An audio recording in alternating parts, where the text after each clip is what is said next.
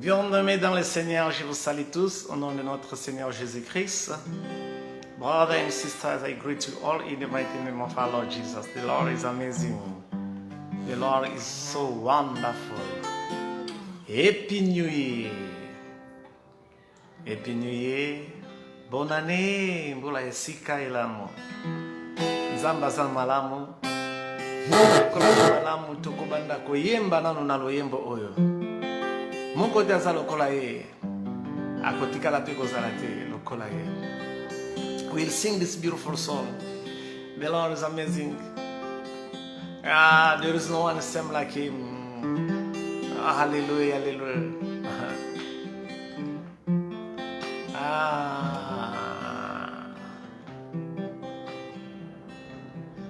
Moko te aza lokola yo. Hallelujah.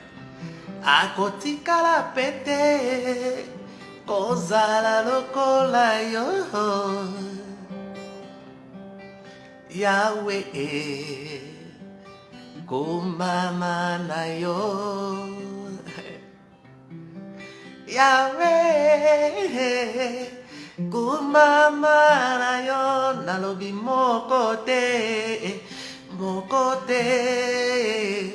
aza lokola yo. Hallelujah. Akotikala pete kozala lokola yo. Yahweh kumama na yo. Yahweh kumama na yo. Nalobi moko te aza lokola yo. Akotikala pete kozala lokola yo. Yahweh kumama na yo. Hallelujah. Yahweh kumama na yo. Babeta tolo na mokili ese bamibenga bazali banzambe. Kasi moko te akenda azonga ayebisa biso oyo ye amona na se ya mabele. Kasi yo mwana na mpateli ziba na bomoi okufa mokolo ya misato sekwa. Oyebisa biso lakela biso molimo mosantu akoya kosunga biso. Hey. Yahweh kumama na yo. Yahweh kumama na yo. Nalobi moko te aza lokola yo. Akotikala pete kozala lokola yo. Hallelujah. Yahweh kumama na yo. Hallelujah. Yahweh kumama na yo. Bamimona bato ya makasi na mokili, kasi bakufa bazonga lisusu te. Baloba bazali ba oyo bazali na batitre, kasi bakufa bazonga mpe lisusu te. Kasi yo mwana na mpateli ziba na bomoi okufa mokolo ya misato yo sekwa. Yahweh Yahweh kumbama na yo. Yahweh kumbama na yo. Nalobi moko te aza lokola yo. Akotikala pete kozala lokola yo. Yahweh kumama na yo. Yahweh, kumba mana yo. Mokote azalokola ye, mokote azalokola elombe mobali, mokote akotika la pete kozala lokola ye. Wow! There is no one. No one same like Jesus. There is no one same like our amazing Father. There is no one to this world. Ooh. As I was saying to the beginning, Happy New Year. Bonane lamo namoto nyonso. Happy New Year. I want to say something very amazing. Bonane elamu na linalobe eloko moko ya motuya na biso ba Kristo na oyo na biso ba oyo to sala kanzambe. Peut-être vous allez désespérer, mais tikana ibsayo mokote azalokola ye akotika la pete kozala lokola nzambe oyo akosalela obikamwa oyo akosalela oba miracle. There is no one, as I was singing, there is no one is like God. There is no one. The people that can promise, the people that can think, the people that can say, the people that can do, they can, but they will never be like God. Because they are the human being in the flesh, not in the spiritual side. Yes, somebody can say, yes, I'm mature, I understand the word, I preach the word. Oh, let me tell you, the real God does miracle for everyone. It's the same God that will take you to another level, not the human being. And Zambe oyo, asa malamu, asa bolingo, yende oyo, to singeli kolanda pe koyoka tika ete na ngonga oneng to yembi moko te azalokola ye mbula ya sika makambo ya sika tika ete to sambeli na kombo na Yesu. We pray in the mighty name of our Lord Jesus. Before even we go deeper to our scripture, to our preachings, we pray in Jesus' name. Papa tukumisi kombo na yo to netele monene na yo po yo za bolingo za nyonso pona biso Yahweh kumisa masanjo la mana yo libela na libela Yahweh. Tolobi moko te azalokola yo aputika la pite kozala yo lokola yo Lord. Yango to bele me pa na yo tolobi ete limbisa biso Lord, forgive our sins Lord, restore us Lord, rebuild us Lord from the scratch Lord. Lord, everything that we didn't grab last year, we may repeat starting by this January Lord. Oyo nyonso zwa kite année passée, tozwa yango na année oyo kobanda na janvier oyo Seigneur. Yo ozali mosiko le sanctifier ba pensée na biso, sanctifier nyonso ya biso motema nzoto, sanctifier purifier Seigneur. Po ete toyebi elongo ezali na pai na yo Seigneur. Na moment otokolia bilebi ya molimo tika ete yozwa control, kukisa ba posa ya moko na moko. Lord, this time you want to eat your food, you may purify, sanctify us. Lord, fulfill someone's dream to become truth, to grab their blessings through this preaching that I will release. Who am I to stand to say a word? Ngai konani na telemana loba soki yo tenzambe. Everything that I will do is by you, Lord, by your grace. Nyonso na kosala ezali kaka pona ngolu na yo, kumisa masanjo la ma na kombo na Yesu. Amen. In the mighty name of our Lord Jesus. Amen. Na kombo na Yesu. Amen. Amen. Amen. Na pesi bino lisusu mbote na kombo na Yesu. Na kolobela eloko moko ya motuya lelo na kolobela ba sujet moko boye tozo nazo développer déjà pour vous les enfants de Dieu. Il faut toyeba oyo nzambe azo bongisela biso. I'm trying to take somebody to another level. I will talk about some real beautiful things that will change your life, that will take you to another level. What I want to say, I want you to shift the camp, to shift your mind, to change the way of seeing and to change the way of thinking, of doing things. Nalingi yo o changer lo lenge na yo yako yaba action na yo, lo lenge yako mona, lo lenge yako yoka, lo lenge yako kanisa tika ete nzambe o azabolingo azala na biso na kombo na Yesu. Nalingi na lobela eloko o babengaka patience. Nalingi na lobela eloko babengaka persévérance. Nalingi na lobela eloko o babengi foi. Pe nalingi na lobela eloko o babengi manipulation. Nakobanda na manipulation. Je vais commencer avec la manipulation. Napesi yaya nanga Dias Blandine, mama Dias Blandine napesi mbote na kombo na Yesu. Nzamba zala na yo. Nalingi na lobela eloko babengi manipulation, patience, persévérance et la foi. ce que vous respectez babiloko na koloba peut-être nzambe akomema yo na niveau mosusu ndenge tolobaki moko te aza lokola nzambe akotikala pete kozala lokola nzambe. I want to talk about manipulation, about patience, about perseverance, about faith. So if you learn these things, it will take you to another level. Brothers and sisters, I will read the beautiful book, but before I read it, let me take you to another level.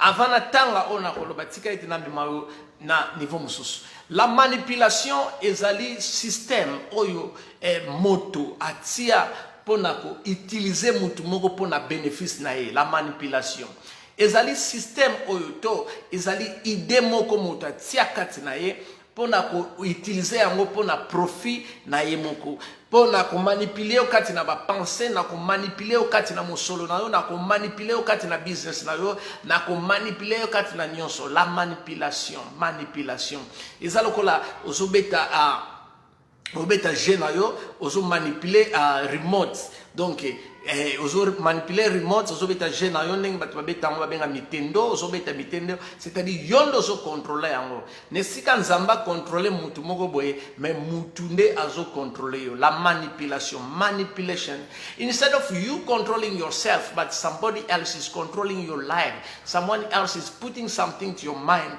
somebody else want to steal to your happiness, your joys, somebody else want to take you to his side for you to be like him, instead of you focusing to follow what God said to you to do. Nesika o yo landa pensée ya mutu a manipuler yo pona ba intérêt na ye personnel, yo sengeli ko landa pensée on nzamba tia liboso na yo po ete otambola lolengi nzambe alingi ete yo otambola. Berero wana zele bele na biso bana na nzambe. Mena lingi te o rate bénédiction na yo ne bandeli ya janvier o ke personne ne te manipule pour rater bénédiction. Que personne ne te manipule. Motomoko te a manipulé yo yaya des gouvernements évangélistes des gouvernements. La manipulation c'est quelque chose de très mauvais. Tous ceux qui a manipulé yo au comme il a joué, bazo manipulé yo au comme il a exploitation et ali vraiment très mabé. La manipulation yango moni batebele bazo rater ba bénédiction na o tikinzela na yo o komi manipulé par quelqu'un d'autre, o tikinzela na yo mutu mususa comment utiliser pour na ba intérêt na. Et la manipulation, attention à la manipulation.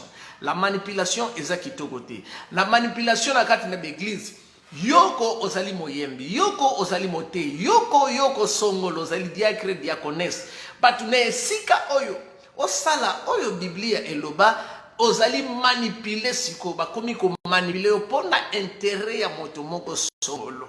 Nesika ozongisa batu na kati na Biblia, mais yo komi pe ko bimisa bango libanda ya Biblia pour ton intérêt. En tout cas, nzambe apesa abate yana biso bichilwa la mabinza mbabatela yo vraiment la manipulation ya ngode to boy, la manipulation to boy vraiment tolingi te ba manipuler yo, ceux qui ba manipuler yo okomi objet ya moquerie, okozanga destiné na yo, okozanga oyo nzambe alakela yo. La manipulation, donc toke bana la manipulation, manipulate mutu moko azo manipuler, mutu moko azo commander yo, azo diriger yo, azo yebisa yo nini osala pona intérêt na ye personnel. La manipulation. Mais na lingi te ezala bongo, na lingi ete Saint-Esprit a manipulé yo. Saint-Esprit a fongola yo. Saint-Esprit a lakisa yo nzela. Nesika moto ya mokili a manipulé yo pona ba intérêt songolo, tika ete Saint-Esprit a manipulé yo, a fongola yo nzela, a lakisa yo idée ndenge nini ya kotambola lolenge nzambe alingi. I don't want it to be the way it is. I see a lot of people, they have been manipulated by some people for their own interests. Oh my brother, if somebody is manipulating you, somebody is putting his wrong minds inside of you, it means you are manipulated. So when you do so, it means instead of making God happy, you're making the human being, the flesh, happy for his own benefit. But I don't want it to be like that. I want the Lord, The Holy Spirit of God must control you. The Holy Spirit must manipulate you for God's kingdom. My brother, my sister, manipulation. I don't want someone to take advantage on you. If I say so, you must understand something. I will read to the beautiful book. So, pona lo bibongo, pona nina zolo babongo, pona yebi, ba chrétien to ali suna patience te, to lingi ka tozwa, to lingi ka ba bénédiction, to lingi nyoso, mais patience ezalité. Yangana lokola patience ezate, ozape na connaissance ebelete, bazo manipuler yo, pona ba intérêt moko personnel songolo na songolo. La manipulation, je n'aime pas la manipulation. Personne ne peut me manipuler tant que j'ai le Saint-Esprit au milieu de moi, tant que j'ai Dieu qui me contrôle, tant que j'ai Dieu qui m'oriente. Nobody will control you as long as you do have the Holy Spirit inside of you. And I do have God that is controlling my mind and directing me to achieve the goal that I want to achieve. I want you this year 2021, na lingio na 2021, année ya sika oyo, ozala lisusu manipulate. I don't want you to be manipulated. I want you to grab your blessings. I want you to keep your blessings. If you have been manipulated, so ki ozala ki mutu mo ba na ko manipulate yo, couple of years, the past years, so ozala ki mutu mo ba zo manipulate yo ba anele ki, ko ozala lisusu manipulation te, ko pesa occasion na munguna te a manipuler yo. Pona nini alobi bongo, yo oyo sa mo Kristu, soki nzambe a manipuler yo, soki nzambe a contrôler yo, Saint-Esprit contrôler yo, c'est-à-dire okozwa o nzambe a lakela yo. Yango no zomona bato bele bazo rater ba bénédiction na bango. Mais na kotange loko moko na mokonda ya beaucoup ya firstly ya lamentation. Tant on a la patience, na zolo la persévérance, na zolo la foi, na zolo la manipulation et comprendre. Mais na ko beta c'était sur la manipulation. Patience, foi, babiloko wana ekoya sima. Tant nazozong sabino na mokanda ya Lamentation chapitre 3 na verset na yango 25. Kuna balobi nini na Lamentation chapitre 3 na livre de la Lamentation chapitre 3 na verset na yango 25. Biblia ezolakisa biso eteke tozala bana oyo bazozala na patience kozela epai na Nzambe. So ozala na patience ozozela epai na Nzambe na limemia nyonso Nzambe akopesa yo oyo alakela na mukanda ya Lamentation. Lamentation ezali mukanda oyo na sima ya Jeremiah. I'm trying to say like this. We will carry on with this beautiful book of Lamentation chapter 3 to the verse 3 when you go to the verse 25. I will start to go deeply down, but I will add with some more verses. Nakubakisa ba verse mususu to make things facile pour na miso. Nakotanga na kombo na Yesu. I will read in the mighty name of our Lord Jesus. The Lord is good to those who wait for Him. Nzamba za malamu na batu oyo bazozela epai na yo. To the soul who seek Him. Na milimo oyo ezo lukaye. To na milimo oyo mibonzi mingi epai na yo. It is good that one should hope and wait quietly. Ezali malamu eteke moto azela na limemia azela na limemia ponzambe apesa ye oyo alakeli yo.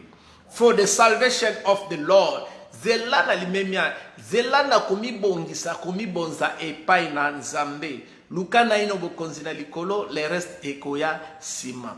Yeah. It is good for a man to bird, to yoke in youth.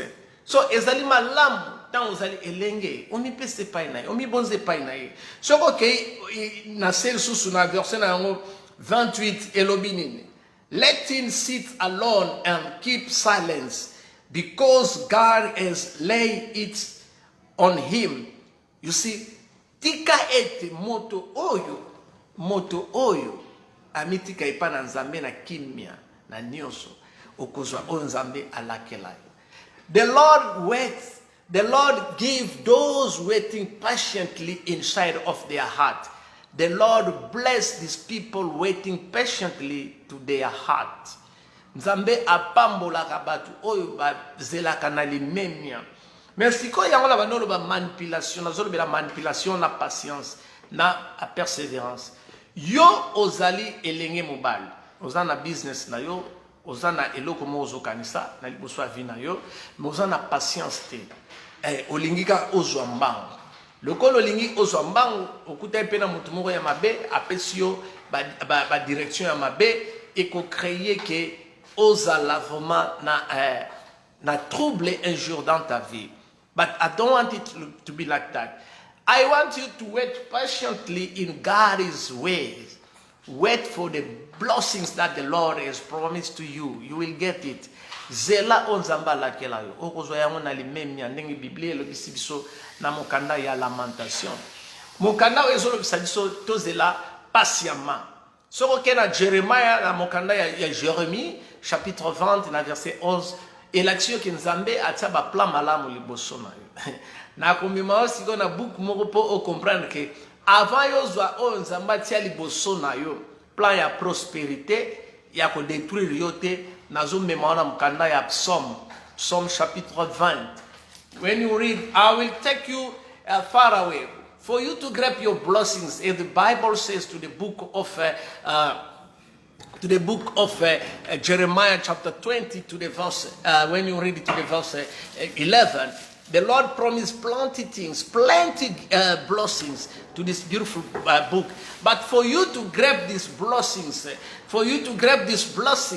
you have to do sacrifice. But I want to take you to another book that will make you to think twicely, to think wisely. Nazome maona mukanda oyo yambote yozo ba benediction onzamba la kelo. Nazome maona mukanda oyo nalobi ya Psalm chapitre 20. I will take you to the book of Psalms chapter 20 for you to discover what the Lord is trying to tell us.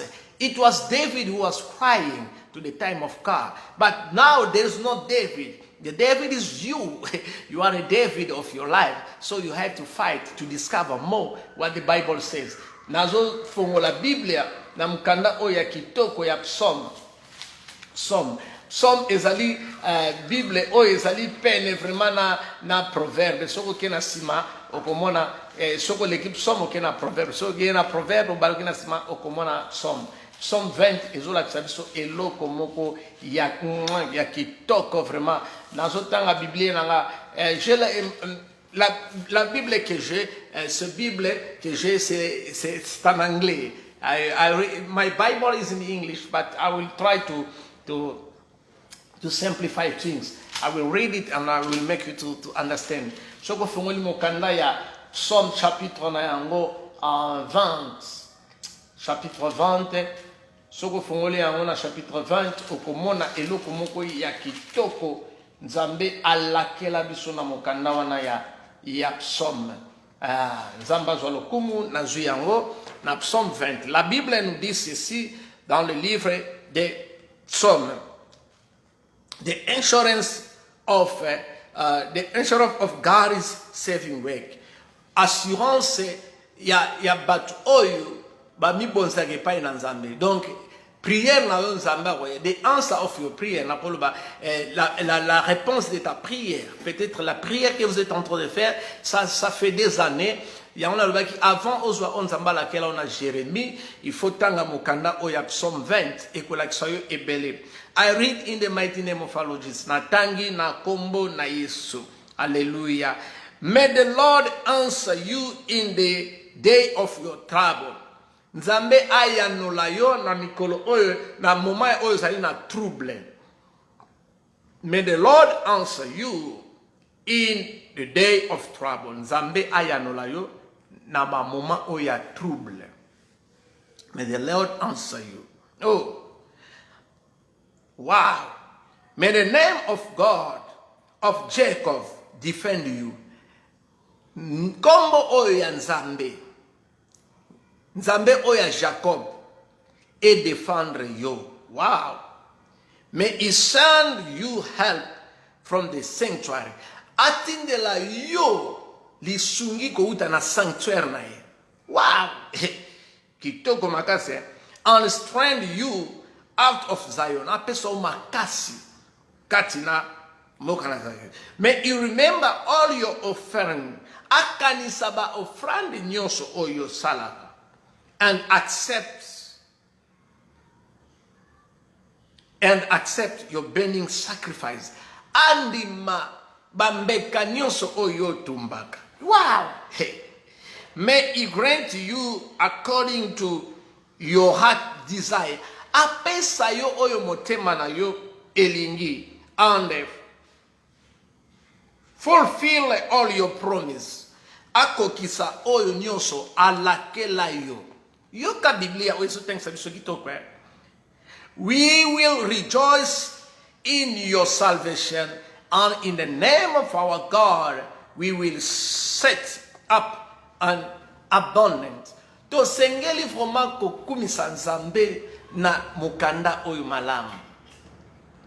Kuna na zolo bila sacrifice na offrande. Avant yo ozwa oyo la kama na Jeremiah ba prospérité ba plan ya kohami yote ya ko détruire yote balobini mukanda ezo yebisa biso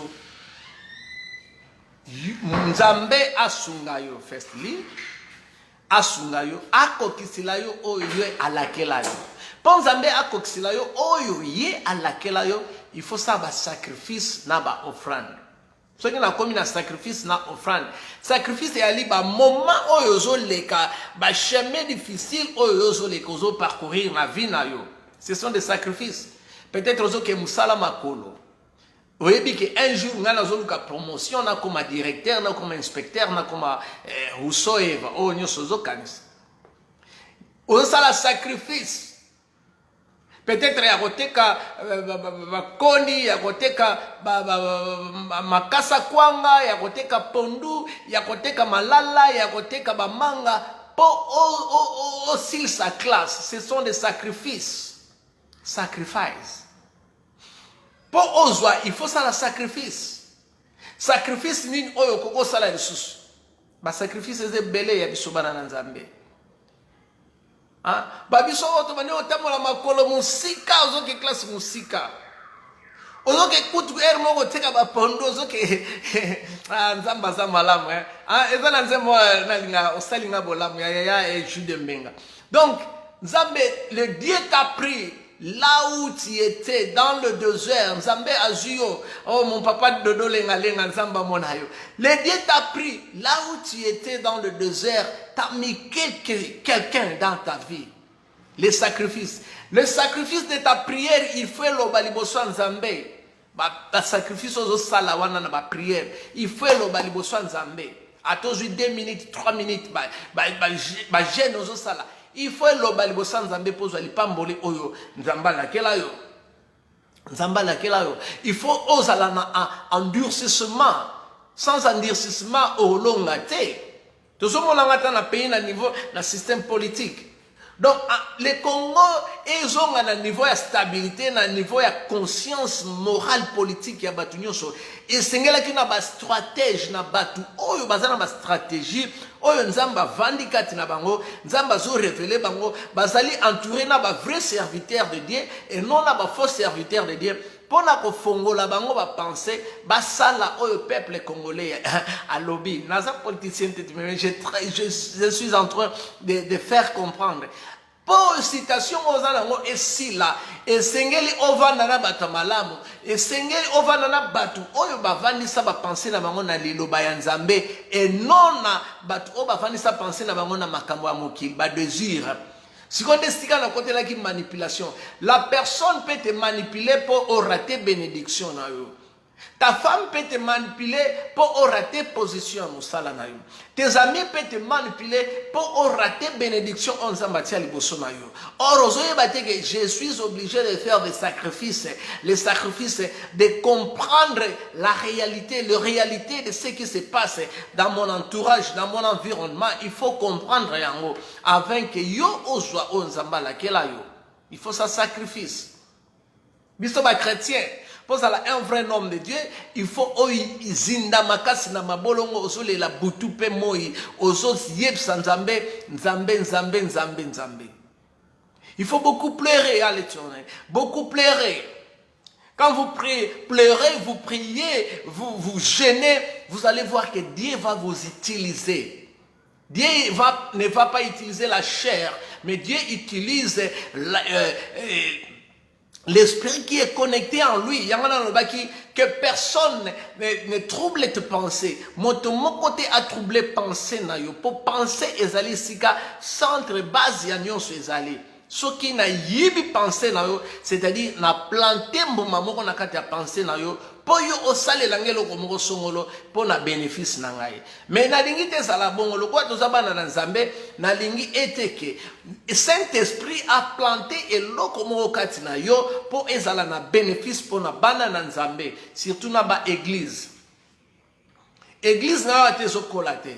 Eza problème ya temps, eza problème ya batoté, eza problème ya yo na Nzambe l'homme de Dieu. Dieu t'a donné vision ana ya kofongola place batuba yaka kobondela. Quand ça la précédé, ça va prendre du temps. Les là, prier jours et nuits pour Nzambe à ça la grâce. Tant qu'on se connecter avec Nzambe, le Saint-Esprit est là, tu verras que ton église va grandir. Mais si on l'a dit pressé, c'est-à-dire bah détourner yo, bah manipuler yo na baninga no ba faux serviteur, bah manipuler yo ba même yo na ba maison simba kisi pour la destruction. Et si on a un temple mais pour la destruction, il y a intérêt songolo ya batumoko songolo ya monde à ténèbres. Nous ne voulons pas que l'église ya lobby ezala na façona. Nous voulons que l'église ya lobby ezala basée sur la parole de Dieu, ezala basée sur penser à Saint-Esprit et tout ça orientation Nzambe à tambo sabiso. Et mais avant tambo il faut ça ba sacrifice. Il faut ça ba sacrifice.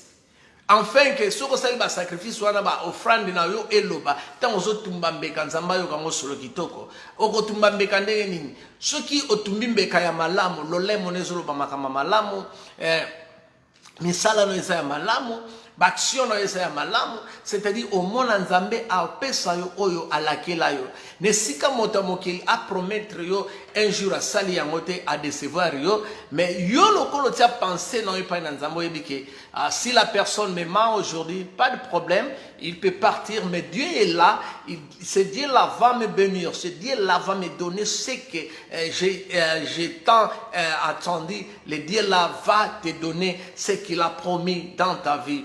Donc, ezala vraiment bon, tu as pensé dans yo et pas dans Nzambe. Boya la manipulation. La manipulation, c'est ça qui tue notre pays. La manipulation, yangwe bomi ba église. La manipulation, yangwe bomi ba mabala. La manipulation, yangwe elongoli batuna musala. La manipulation. Ba oba tanga mingi ba koyebi so définition la manipulation. Manipulation is not good. Manipulation is a malamde. Poswa on Nzamba laquelle on a mon kanda ya Jérémie. Comment on a Jérémie 20, 11. Il faut oisa la nan oye comme na psaume 20. Ah 20 na psaume 20 comme na 1 ti na verset na 9. Tant Nzamba apesio. C'est-à-dire apesio pour na libela. Apesio pour na short time te. Nzambe apesaka pour na libela. Motamokila apesaka pour na ba moment ya mike. Mais na lingite za bongo.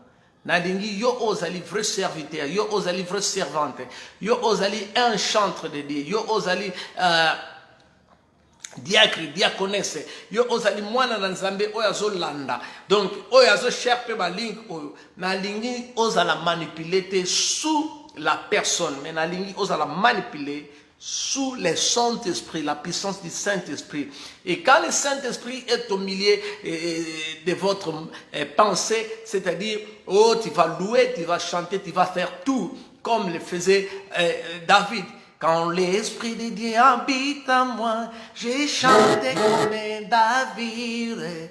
Quand l'Esprit de Dieu habite en moi, j'ai loué comme David. Oh, oh, j'ai loué louer. Donc tu vas louer, tu vas chanter, tu vas faire tout selon les pensées de Dieu, du Saint-Esprit. Quand il est au milieu de vous, oh, tikana ebisayo, nyonso ya yo ekozala ya kopambolama, nyonso ya yo ekofungama, ba porte o ekangamaki ekofungama. Nalingi yo na poka na lelo na après-midi ya lelo, ezo dépendre de sika ozali. Nalingi ete ozala manipulé par le Saint-Esprit et non manipulé par tes camarades, manipulé par les membres de ta famille, manipulé par la moto ya mokili, mais à la manipuler par le Saint-Esprit. Quand l'Esprit de Dieu est en vous, vous allez sentir que tout ce que vous êtes en train de faire, tout ce que vous êtes en train de demander, Dieu a coupé ça yango ya ofele. La manipulation est zolé kana mabala. Na mabala yondo lingaki mwasi. Mwasi pe alingi yo. Siko lokola bolingani bongo. Lokola bolingani bongo esali eteke mwasi na mobali bakoma mutu moko. Mais okomona mutu so na famille aye ko manipuler yo mwasi to mobali pona intérêt na ye songolo. Ah, depuis que yana biso alinga Joanna donc makamutu etsambola ta il faut kaka to dio bimisa na ndako libala wana ah biso dolinga ya wana te oh mon cher. Oh, depuis que grand abiso abala momi wana donc momi wana za fo momi wana mema ba bénédiction c'est momi wana donc bakoma ba calche oh mon frère. La Bible nous dit dans le livre de Genèse, l'homme quittera son père et sa mère, s'attachera à sa femme. Bangomi bale ba koma un. To bosa na yango. Et tant ba komi un, soki yaya na yo ya mwasi abane ko sunga famille. To yaya na yo mobali abane ko sunga famille.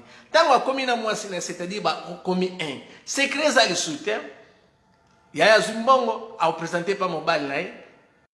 Mobali pas zumbongo a présenté pas mwasi na ye. Ba sali budget na bango. Bazo dépendre su na binote. Mais bazawa na juste ba ko ya ko sunga bino.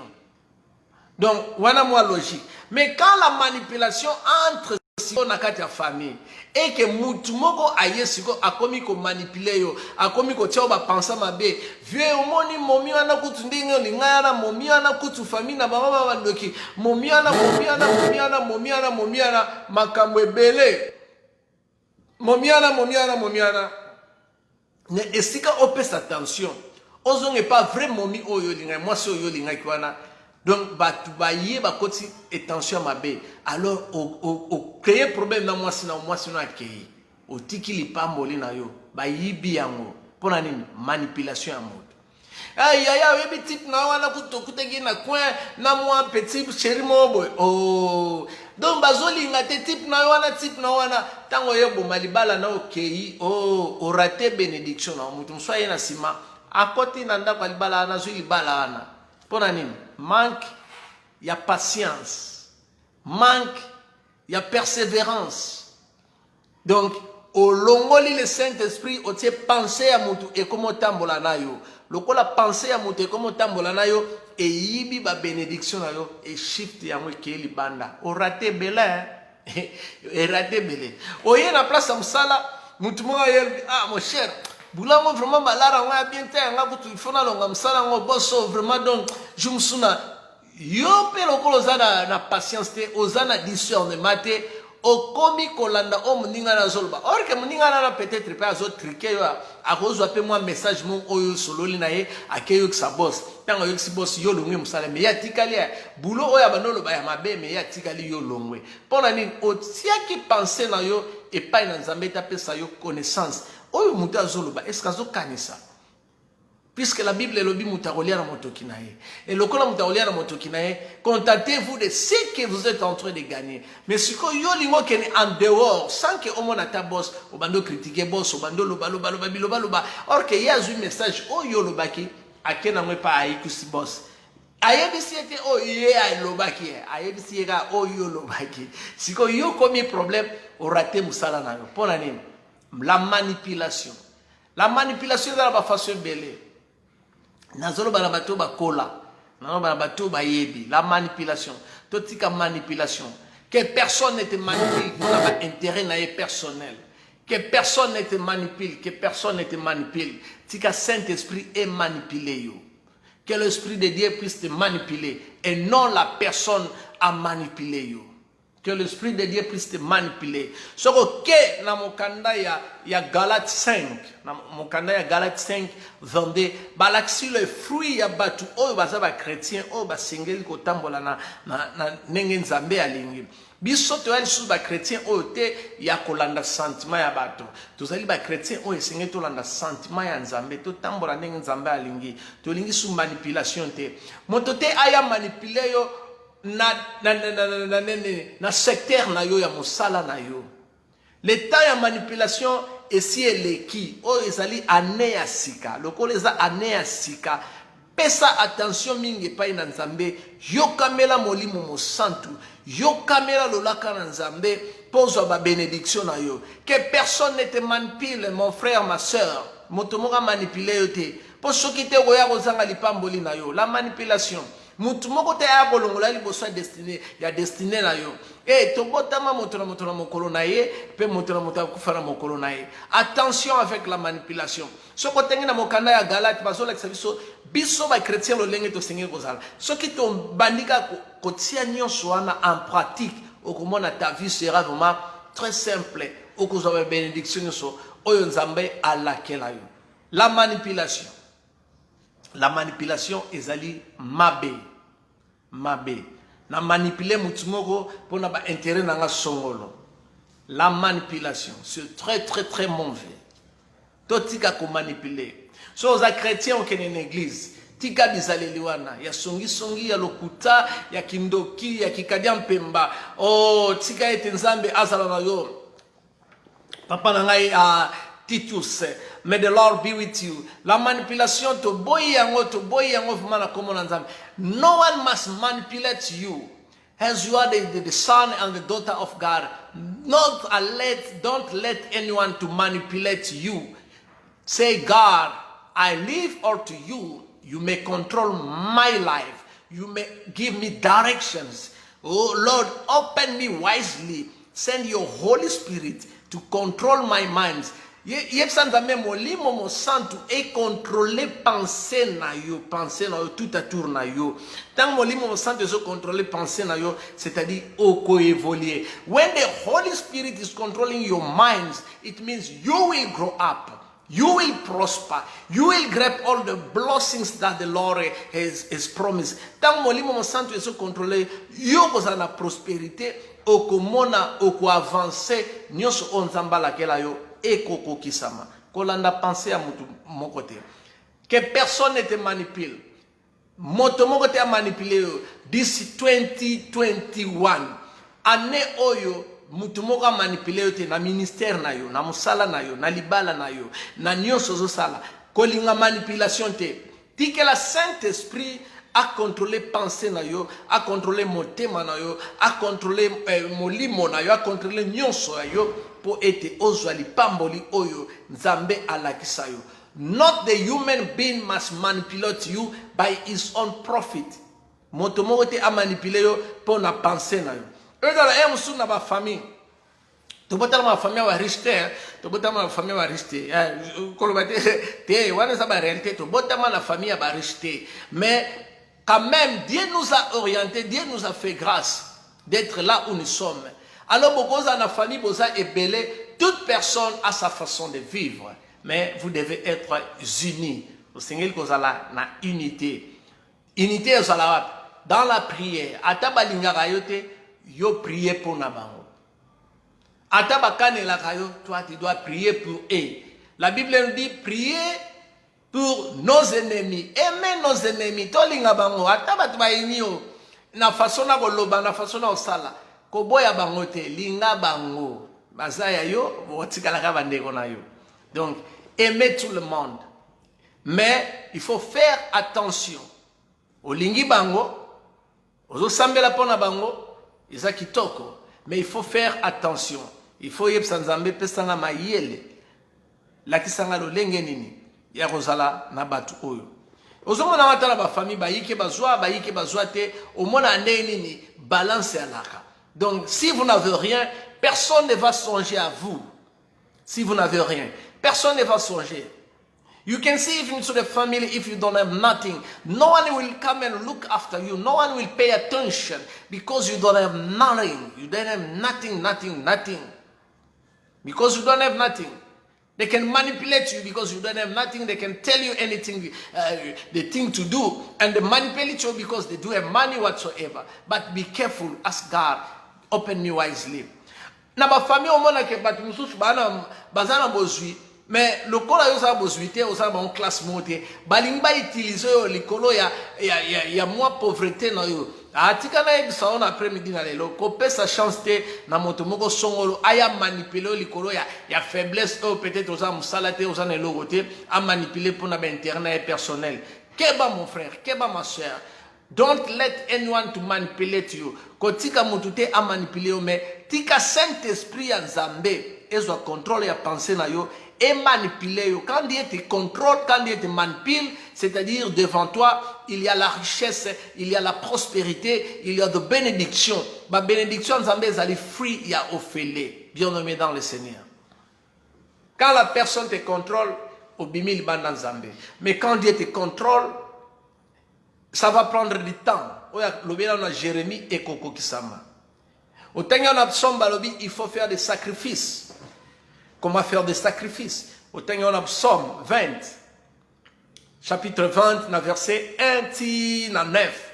Nous avons une synthèse. So, au Jérémie, chapitre 1, Jérémie 20, 11. Dieu appelle ça une promesse. Mais ce que dans Psaume 20, 1 à 9, Nzamba la question avant ozwa au Seigneur ça va sacrifice na ba offrande na ba prière na yo on comprend na ba prière na yo na ba action na yo ndo ko ya kozwa ndo ozwa on Nzamba la kela yo mais tant pas ozwi yambote ozwa on Nzamba la kelo na ba nanu avant la ba tant ozwi yambote ozwa on Nzamba la kela yo il faut en avoir patience, il faut en avoir persévérance, il faut en avoir foi. Foi et logo o ezo kanisa nanu omoni o lobi na ozana ndako. Me ozana na mbongo te ya somba ndako.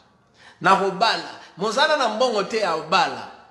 Na kende Europe, mozana na mbongo te ya kokende Europe. Mais lokolo ozana foi, na persévérance dans la prière, ozape na patience, Dieu va créer le miracle pour na yo akoksila yo oya lakela kyo nenge komami na mokanda bu somme. Petango akoksila yo donc akoksilio bénédiction na fulfilled o mutema yo lingi. Hein, Psaume 20 wana so tenge on découvrir. Et ça qui toko mingi, do so tenge on découvrir. Dieu va te donner ce que toi tu désires. Quand tu te connectes trop bien en lui, quand tu fais des sacrifices, quand tu fais des offrandes, tu verras que Dieu va accomplir ce qu'il t'a promis. Donc, ningi komami na mokanda oya psaume. Hein? Na Jérémie 20, alobi, il a un plan. Plan ya prospérité. Ya kobomayote. Hein? Plan ya bomengo, ya richesse, ya nyonso, ya bomayote. Mais ce qu'on a psaume au 20, ezo la kisabiso ke, yambote yozwa o ya lakela yo, o segel ko sala katina ye, firstly. Secondly, o segel ko sala sacrifice.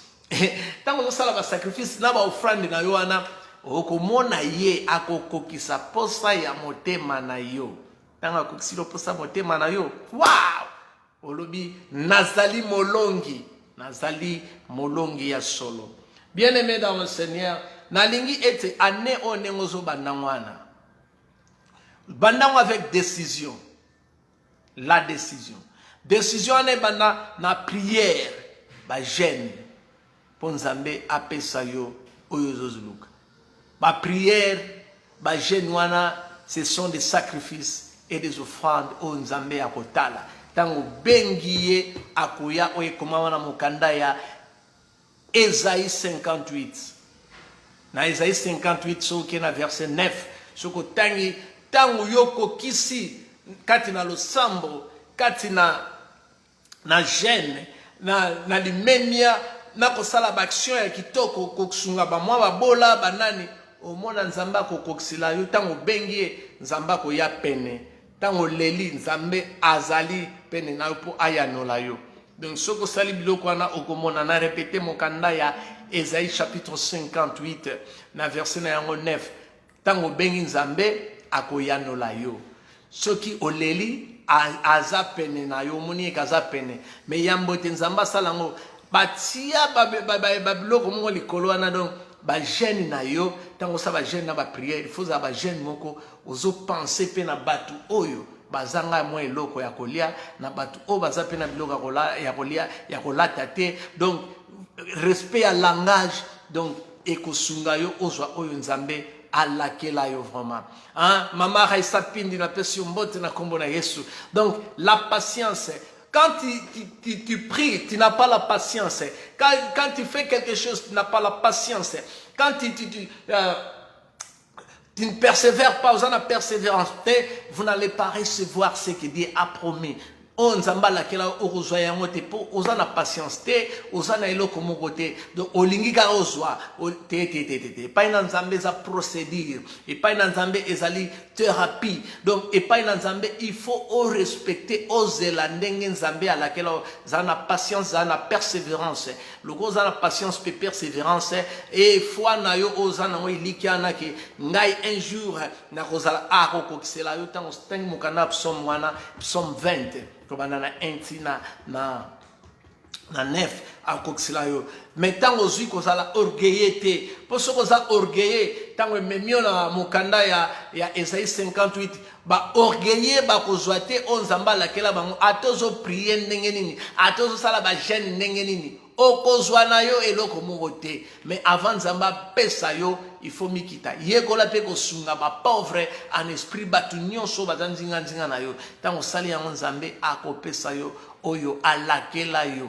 Donc mwana na nzambe keba na l'église tous aborgete tous ma bible mais tous sala on nzambe alakela bisote tous sala sori tous sala on nzambe azoyepsa bisoto sala te tous ma bible ndenge sabwe na bala Yesu na bala yo bala Yesu obala Yesu kasi sala o Yesu alobi o sala moi je prie tu pries fais ce que la Bible dit de faire. Hein? C'est drôle, nous ne faisons pas ça. Hein? Na bala Yesu nga vraiment na beta mabolo obeta mabolo ngo butu pe moi pour nos joate. C'est-à-dire ba prier no ekende kan fait pour au sala te o Bible lobi. Mais na lingite sala bongo ane oyo na lobi na yo ane oyo ezala ane oyo molimo na ezala manipulé par le Saint-Esprit et non mutu mokili a manipulé pensée na yo. Ce qui mutu mokili a manipulé pensée na yo okorate bénédiction na yo. Mais ce qui nzambe a manipulé pensée na yo, c'est-à-dire akopesa yo oyo alakela yo. Bien aimé dans le Seigneur, zonga nanzela. Tala sima zonga moto. Ce que bano tamola mabe ba ne oyeleki ane oyo orate bénédiction na yo te. Kane tozana janvier. Orate bénédiction na yo te. Pour so rata ngo et s'il y a to kotina camion bisunos. To kotina nanzela nzambe bisunos. Tozo kende. Alors, nous avons une destination à Okita. Alors, ceux qui ont yébité, orienté par Batomokili. Ah, yébela, au Romana, yomo souffrir. Nzame a problème. Yonde, talanengo so tambola, talanengo so sala, talamisala na yo. Yo zaka mtama kuku, eriso na butu, yakotonga, oyebi, isalaki, keba. Mwana na nzambe ozo mema Bible. Bosolo li feza na bibebo na yo na monoko na yo tia bosolo na liboso ya lolemo na yo soko tie bosolo omona nzamba salo ebele eza na patience muta manipuler yo te yebi ser songolo yebi ma sœur soko za na problème na sœur songolo to na frère songolo kende kuna arranger na ye na lingite po yako yana eloko na ye atie na mutu na yo yo po komo tambola lango lokolo zo tambola lango esuyo il faut betela ngo mutu mususu alors mutu abetela ke yo beteli mutu ana pa ke betela mutu ana ezonge pa mutu ana etie bitumba donc yo na mutu ana bokabwani pona or que mutu moko nda yeki na pensa maba kote pa na yo donc so mutu yeyo eloko mutu lobi stop go back to the same person. Solo la mutuana, bongisa na mutuana, aprende ozongeli ngai. Ce que sale lokwana, okomona, onzamba lakela yo, okozwa yango. Mais zana patience. Zana patience, zana persévérance. pour moi o foi na yo ezozela liboso et pe soki nzamba pesi yo lakisa bolingo kabola na bayeke et pe soki nzamba pesi yo lisusu kozana lolendo te orgueil te mikitisa tango mikitisi nzambe akosala ebele pe ya suka pensée na yo nalobi bien pensée na yo ezala manipulé te na moto na mokili ezala manipulé par le Saint-Esprit et le Saint-Esprit c'est Dieu. Quand Dieu te manipule, c'est-à-dire au recevoir la bénédiction oyo nzambe alakela yo. Mais ce qui moto azo manipuler yo, c'est-à-dire au rater la bénédiction oyo nzambe alakela yo. À répéter, pensée na yo ezala contrôlé par le Saint-Esprit et non par une personne. Mototé a contrôlé pensée na yo, Saint-Esprit a contrôlé pensée na yo. Tant Saint-Esprit a contrôlé pensée na yo, nzambe a repé sa orientation, ma directive, na tambola pour ozwali pamboli oye alakela yo. Mais ce qui moto ya mokili, a tie pensée na ye et pas na yo, c'est-à-dire a détourné yo na bénédiction on nzambe a bongisaki li boso na yo. C'était un petit temps avec Jésus-Christ, nzambe azala na bino. Nenge bolandi mateya oyo okokipe ko kabola yango na bayike na banzi eteke dans quelques jours to ozonga lisusu to kabola na bino nzambe azala na bino na pesi en tout cas mbote na batu nyonso bonne année na lobi bonne année na mama Raisa Pindi na évangéliste Philippe na papa nanga nyonso ba mama nyonso bazolanda bonne année na bino. Donc sans oublier l'homme que j'aime beaucoup, mon petit frère Oliva Tardimbombo. Oliva Tardimbombo, en tout cas Tardi, que Dieu te bénisse là où vous êtes. Je sais que ce chemin de Dieu est vraiment very difficult, but may the Lord be with you to make it. Tardimbombo, en tout cas, Nzambe a Zalanayo. Et en tout cas, dans quelques jours, mais ceux qui ont eu message, tu peux partager avec les autres. Au occupé au côté na YouTube, au subscribe na YouTube na my channel évangéliste Jules Imbanzia, Jules Imbanzia, au subscribe. Pourquoi pas au talaper ma vidéo la musique. I want to see your power, touch me Lord, I live my life, tu es bon et vous allez découvrir. Que le Seigneur soit avec vous. Tozo sambela na komona Yesu. Yahweh to kumisi to neto le monene na yo. Merci pour na short time na moment où tozala kikati na prière. Tika ete ba onyo subalani mateya o Yahweh. Anena bango ezala ane ya succès. Moto moko te a manipuler ba pensée na bango kasi yo Saint-Esprit manipuler ba pensée na bango pour bazwa ba bénédiction oyo o lakela bango tendre Père. Seigneur tika ete yo tambo sabiso. Tika ete kembolo kumulizungi pa na yo. Protéger bango na makila na yo. Moyinya sala mosika na bango na détruire misala nyoso akadi mpemba na détruire ba pensée nyoso ya moyini oyo ya kotia eteke eyi ba bénédiction na bango po bazwa ba bénédiction na bango yo lakela bango te to kati misala wana nyoso na kombo na Yesu yo Yahweh contrôler ba pensée ya mwana na moko na moko Seigneur de près de loin bisika bazolanda ba ope ba kolanda image tika ete yo contrôler ba pensée na bango fongola bango na mayele Seigneur ba eteke yo nzambe osengeli ko tambo sabatu et non moto ya mokili atambusa moninga moto ya mokili kumisa masanjola ma libela na libela papa na nkembo moto na weza likolo ya mitu na biso minoko na biso ebimisa moto eko tato la bosolo epai na yo na kombo na Yesu amen na kombo na Yesu amen amen amen nzamba zala na bino ndeto monani mokolo mosusu bye bye dans quelques jours bye bye.